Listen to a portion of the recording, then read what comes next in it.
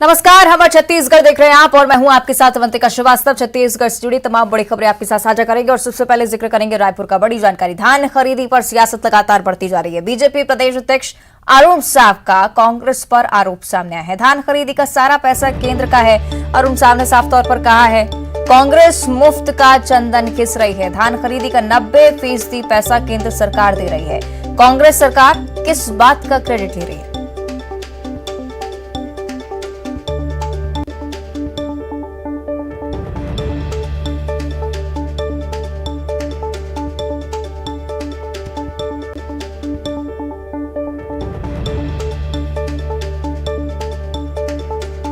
धान खरीदी को लेकर बीजेपी प्रदेश अध्यक्ष अरुण साव एक बार फिर से कांग्रेस की तरफ हमलावर। धान खरीदी का सारा पैसा केंद्र सरकार की तरफ से आता है। 90% शेयर केंद्र सरकार का है। कांग्रेस सरकार आखिर किस बात का क्रेडिट ले रही है, ये बड़ा प्रश्न उनकी तरफ से उठाया गया है। धान खरीदी की सफलता को लेकर कांग्रेस की तरफ से कई बार बयान सामने आ चुके हैं और उस पर अब उनकी तरफ से पलटवार हुआ है। मीट्रिक टन धान खरीदकर राज्य की कांग्रेस सरकार जो जश्न मना रही है वो वैसा ही है जैसे बेगानी शादी में अब्दुल्ला दीवाना। राज्य की 90% धान का चावल केंद्र सरकार खरीदती है और खरीदी का 90% राशि नरेंद्र मोदी जी की सरकार देती है। एक बार भी तो ये कांग्रेस के लोग नरेंद्र मोदी जी को धन्यवाद देते कि हमारा पूरा धान खरीद रहे हो और 90% राशि भी उस धान खरीदी का दे रहे हो। अरुण साव का बयान आपने सुना। साफ तौर पर कहा है कि प्रधानमंत्री नरेंद्र मोदी को धन्यवाद देना चाहिए कांग्रेस को। ज्यादा चर्चा हम करेंगे सही कि ममता हमारे साथ लाइव जुड़ रही है। ममता, बीजेपी की तरफ से बड़ा दावा किया जा रहा है 90% शेयर केंद्र सरकार का होता है धान खरीदी में। जमीनी हकीकत क्या कहती है?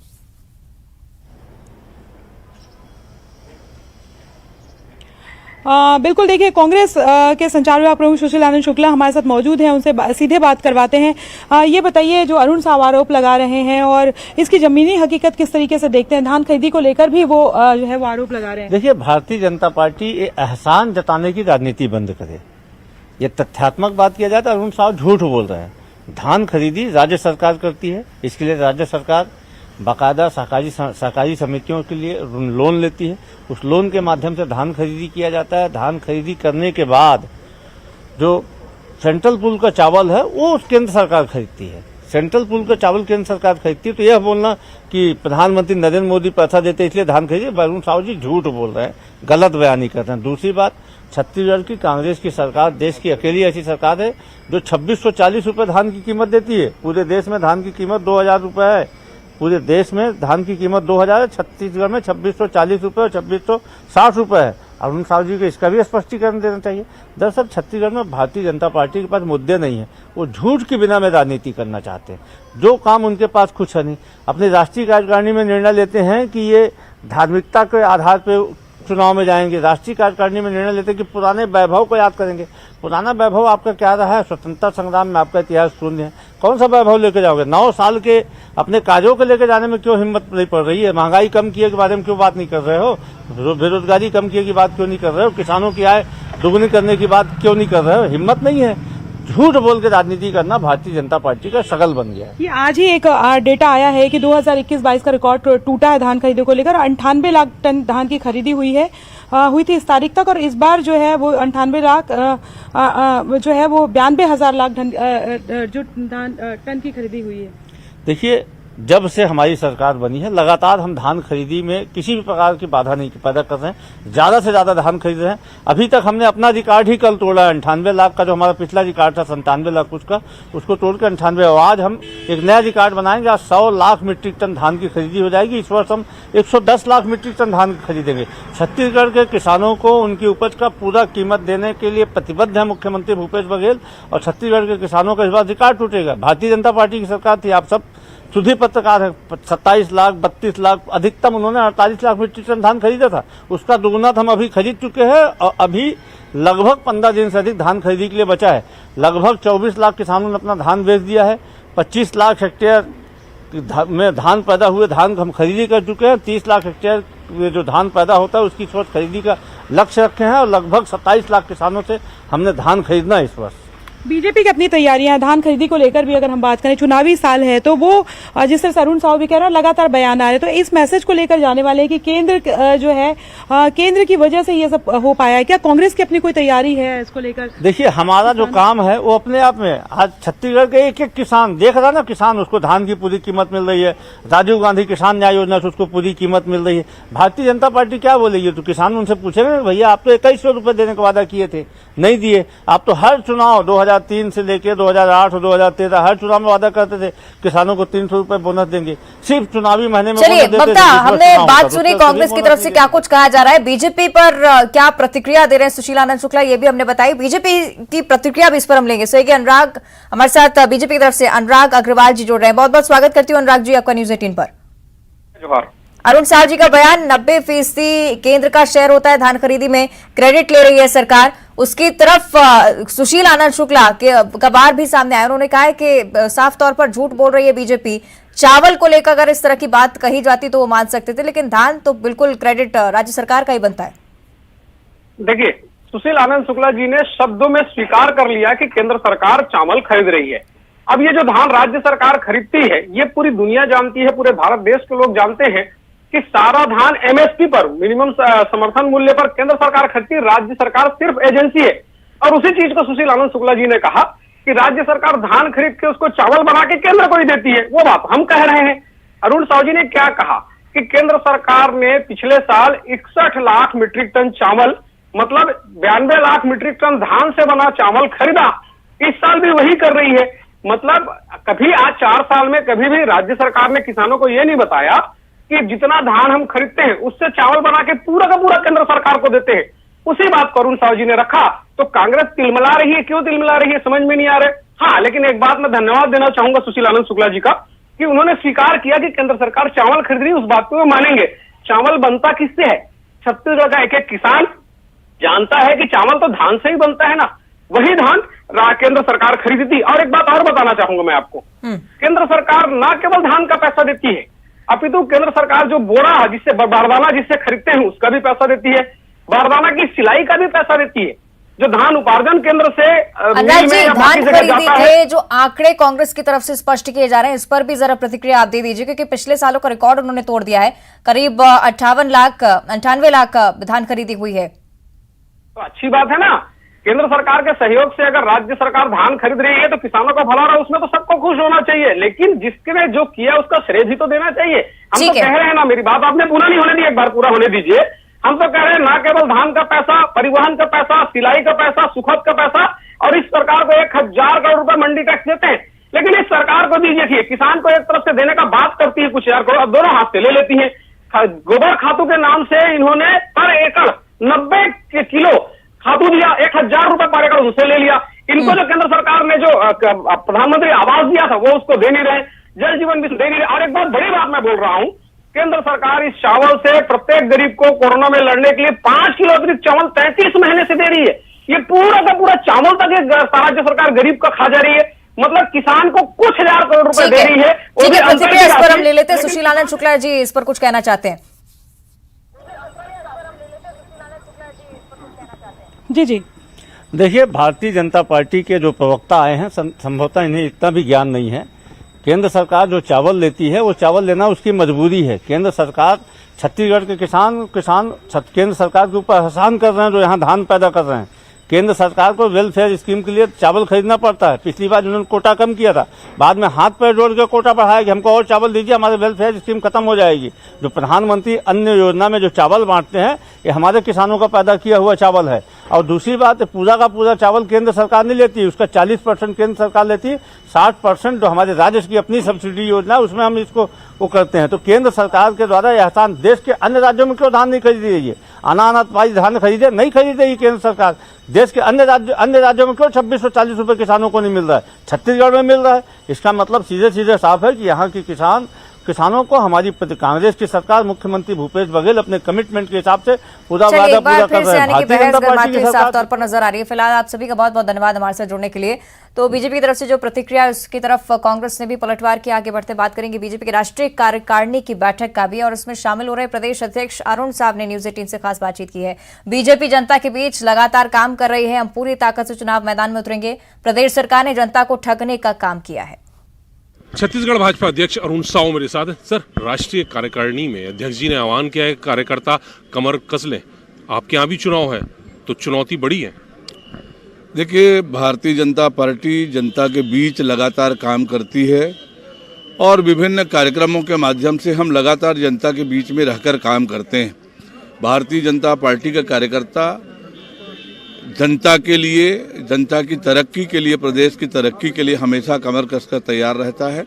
हम पूरी ताकत से चुनाव की तैयारी में जुटे हैं। मुद्दे क्या होंगे सर चुनाव के? राज्य में कांग्रेस पार्टी की सरकार ने हर वर्ग को ठगने का काम किया है। पूरे प्रदेश में विकास के सारे काम ठप हैं।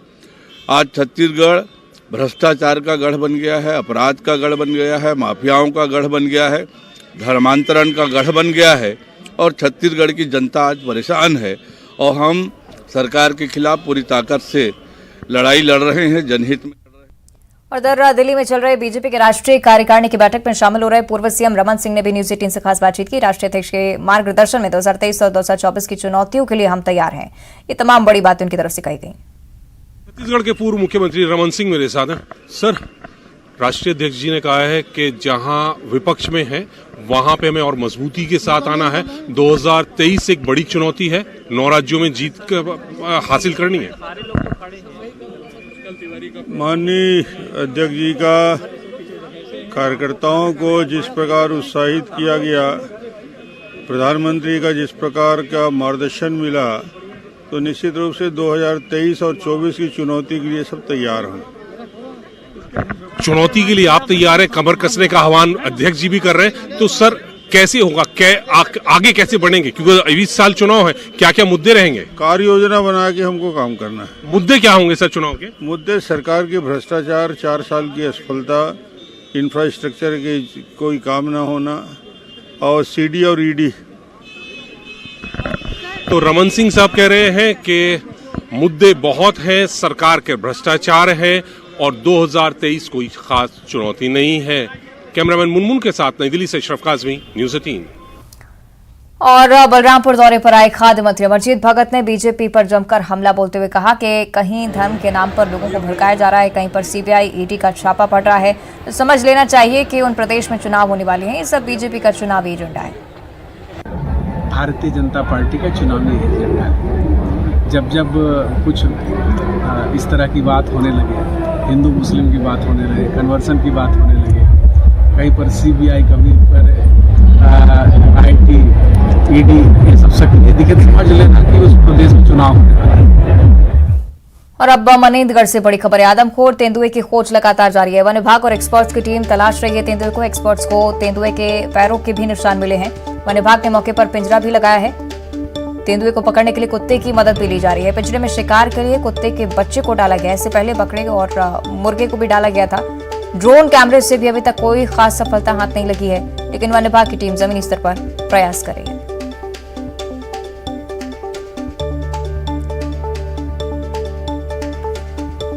सही सुजीत हमारे साथ लाइव जुड़ रहे हैं, उनका हम रोक कर लेते हैं। सुजीत, क्या कुछ प्रयास वन विभाग की तरफ से हो रहे हैं, क्या अभी तक सफलता इसमें? प्रयास वन विभाग की तरफ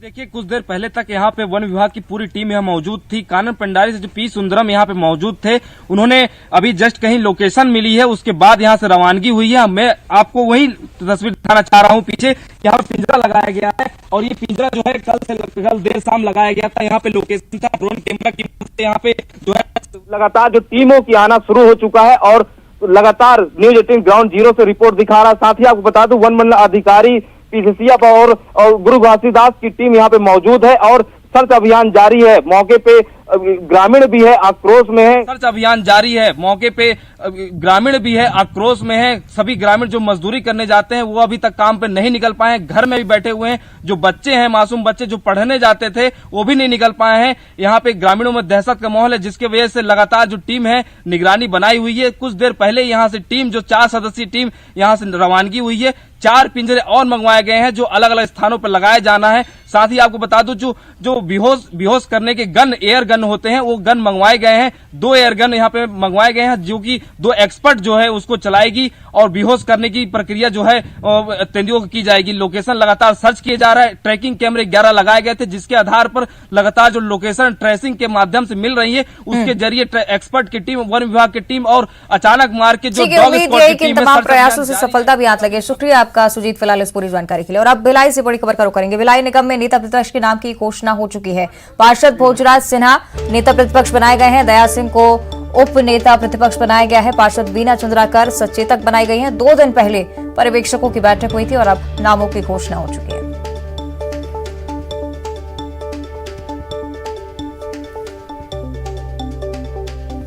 सहयोगी मिथिलेश हमारे साथ दुर्ग से लाइव जुड़ रहे हैं, उनका हम रुक कर लेते हैं। मिथिलेश, नेता प्रतिपक्ष और उप नेता प्रतिपक्ष के नामों की घोषणा हो चुकी है। कितना परिवर्तन आगे, कितनी संभावना परिवर्तन की? अब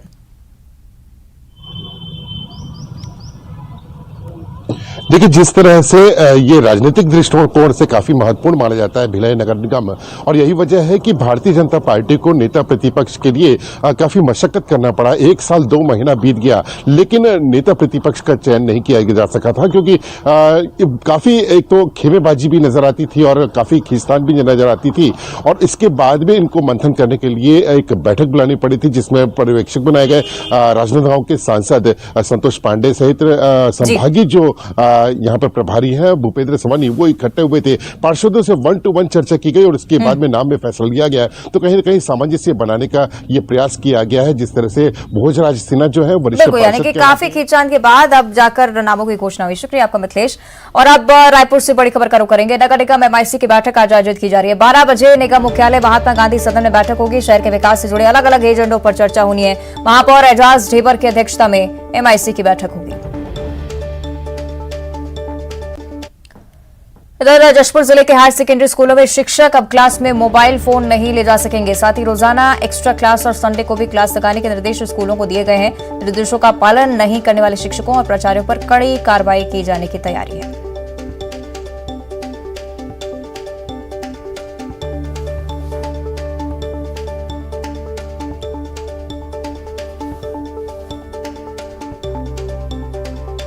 जशपुर की हम बात कर रहे हैं। हायर सेकेंडरी स्कूल में शिक्षक क्लास में मोबाइल नहीं ले जा सकेंगे और एक्स्ट्रा क्लास लगाने के भी निर्देश जारी हुए हैं। और अब करेंगे ब्रेकिंग टॉप 20 का।